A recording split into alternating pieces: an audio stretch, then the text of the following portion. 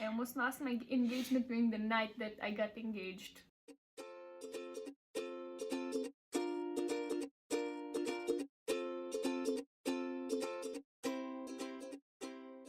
Okay, crazy random stories that actually happened. Okay, so the first one is about akong engagement ring. Now this one has my wedding ring attached. Oh, cover your face.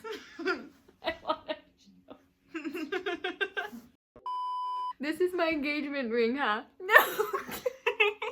So, the day that we got engaged, grabe na ako ka-excited. It's like, okay, so, mag-take of pictures ako ring, gabihin na, we're at the beach, we're nag-propose siya. And so, You look like a turtle. Okay. I took off my ring and then unta mag-picture ko on a rock by the wave with the sunset. So, unta, nindot kayo na picture. So, nag-set ko near the water. Oh, it's not perfect. Mag-put ko a little bit more near the water. Then mag-picture ko. Ready? 1, 2, 3. The wave is coming. Ready, set, go. I go. And wala ako ka-expect. Pero dako kayo ni na wave.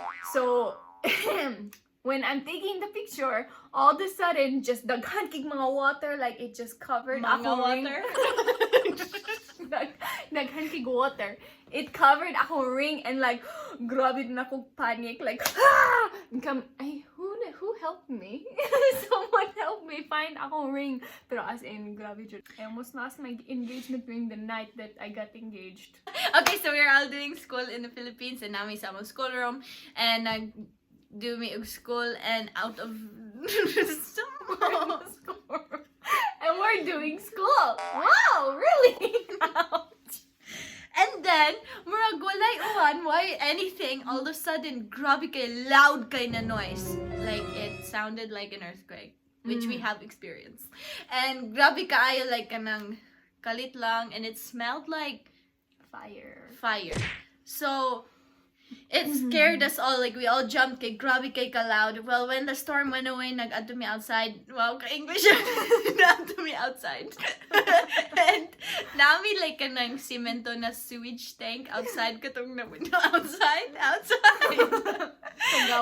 And then pag tanaw na mo, like ang lightning nag-strike sa among cement na sewage tank outside sa among gawa sa among window outside. And grabe like na lines and everything, and it still smelled burnt. Yeah. It was black. That was scary. What if nami sa gawa sana dead ball? Dead ball. Nami amiga, I guess nami family na kay Balomi. They live on the island of Malapascua, and they were missionary. Yeah, they did. And during Yolanda, grabe na storm. Yolanda. Nakaila ko taon nag-name sa ilang anak Yolando because he was born during Yolanda. Okay, so sidetrack. We're coming back to the story. Okay, go. Okay, so during Yolanda, they were all hiding. I think it's a kusina. Eating something like that. And so there was the ilang church people. They were all hiding in the kusina. And among friends, she was like there with na pen sa iyang ulo just in case like something happened to the building or something ana. So na siya pen sa iyang ulo, and I think nakadungog sila. Yeah, kaha. Okay, Miss Outside. Na siya kaldero sa iyang ulo. Lagi ay katawa Okay, go. So na siya kaha or kaldero now? Kaldero kay karang lamba. I think kaha is spider.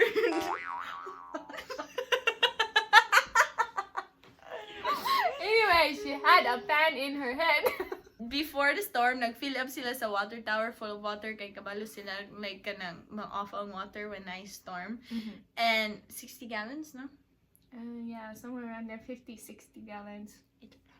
Yeah. And it almost on the other side direction. But so if the water tower would have went forward, they would have been crushed, but it went backwards. So praise the Lord. One time nagsakay kog kabayo, wala ka ng saddle or anything, just bareback, and then nag-riding me around, and it was kanang winter, and ang kabayo sa right, and ako, I thought he was going to the left, to the right, Okay, and then I fell and I hit a block of ice on my back. It hurt very bad. Oy. So naglay ko na, and then akong kanang leg, it was numb. And my teacher said, "She's fine!" And I laid there for like 10 minutes.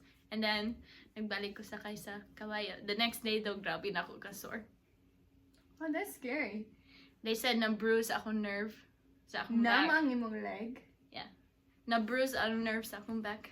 Wow, that's serious. Don't ever ride a horse, guys. Salamat sa pagtanaw sa among crazy Random stories. stories. No, crazy random stories. Yes. Salamat sa pagtanaw sa among crazy Random. stories. Kita pa sa sunod. Bye guys. Bye. Pogi!